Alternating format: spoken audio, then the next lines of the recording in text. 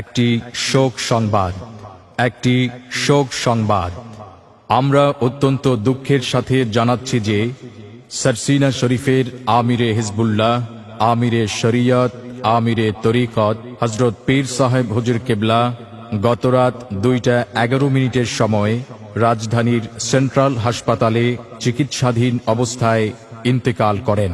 সারসিনা শরীফের হযরত পীর সাহেব হুজুর কেবলা গতরাত 2:11 সময় রাজধানীর সেন্ট্রাল হাসপাতালে চিকিৎসাধীন অবস্থায় ইন্তেকাল করেন। ইন্না লিল্লাহি ওয়া ইন্না ইলাইহি রাজিউন।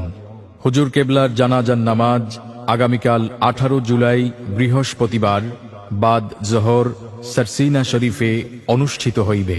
হুজুর কেবলার জানাজার নামাজ আগামীকাল 18 জুলাই বৃহস্পতিবার বাদ জোহর সারসিনা শরীফে অনুষ্ঠিত হইবে।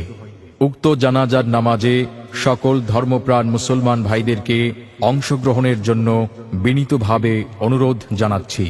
প্রচারে বাংলাদেশ জমিয়াতে হিজবুল্লাহ, সারসিনা দরবার শরীফ।